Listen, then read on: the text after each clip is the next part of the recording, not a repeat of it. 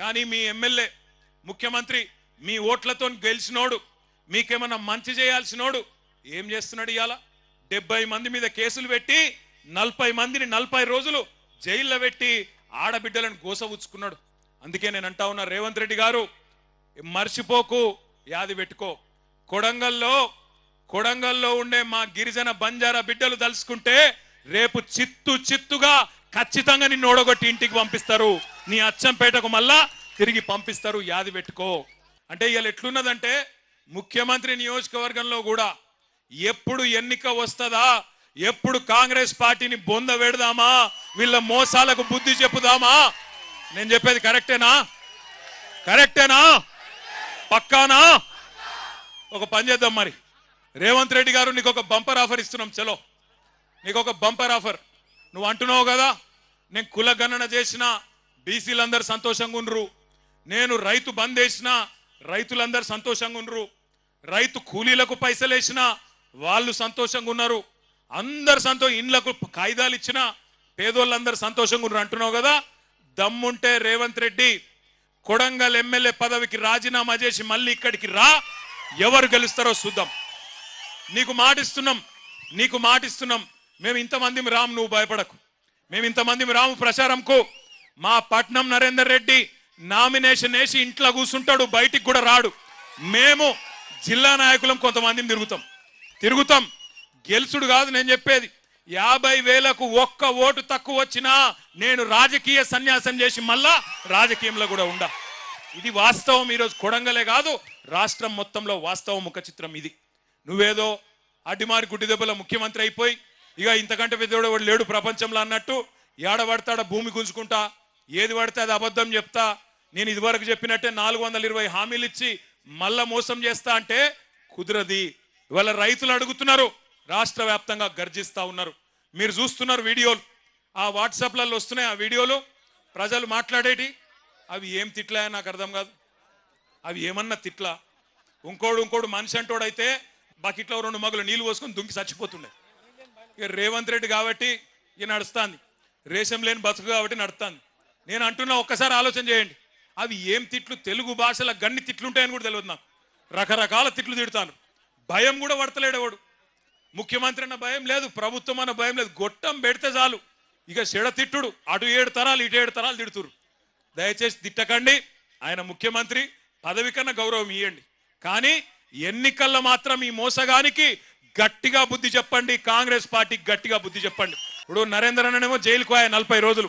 కానీ ఒకటి యాది పెట్టుకోండి, నరేందర్ అన్ననేమో జైలుకు పోయింది రైతుల కోసం, రైతుల భూములు కాపాడేందుకోసం, గిరిజన బిడ్డల కోసం, దళిత బిడ్డల కోసం, బీసీ బిడ్డల కోసం, మీ భూముల కోసం. రేవంత్ రెడ్డి లెక్క 50 లక్షల రూపాయలు ఎమ్మెల్యేలను కొనతందుకు పోయి దొరికిపోయి దొంగ పని చేసి జైలు కోలే పట్నం నరేందర్ రెడ్డి. అందుకే నేను చెప్తున్నా, రేవంత్ రెడ్డి నీకు దమ్ముంటే, నీకు నిజంగానే సత్తా ఉంటే, నేను చెప్పిన మాటలు నిజం కాదు అని నువ్వు అనుకుంటే రాజీనామా చేసి కొడంగల్కు రా. మా పట్నం నరేందర్ రెడ్డి మా అభ్యర్థిగా వస్తాడు. ఎవరు గెలుస్తారో కొడంగల్ ప్రజలే తీర్పిస్తారు అనే మాట నేను విజ్ఞప్తి చేస్తా ఉన్నా. నేను అసెంబ్లీలో కూడా అడిగిన రేవంత్ రెడ్డి గారిని, అయ్యా రేవంత్ రెడ్డి గారు, నువ్వు పెద్ద మాటలు మాట్లాడుతున్నావు, రుణమాఫీ అయిపోయింది అంటున్నావు, నేను అద్భుతాలు చేసినా అంటున్నావు, ఏ ఊరికి పోదామో పోదాం పా అని అడిగిన. నీ సొంత ఊరు కొండారెడ్డిపల్లె పోదామా, లేదా నీ సొంత నియోజకవర్గం కొడంగల్లోని ఏ ఊరికి పోదామో పోదాం పా. ఏ ఒక్క ఊర్లోనైనా 100% రైతులకిన్నా రుణమాఫీ అయ్యింది అంటే నేను అక్కడనే నా ఎమ్మెల్యే పదవికి రాజీనామా చేసి మళ్ళా కనవడా వెళ్ళిపోతా అని చెప్పిన.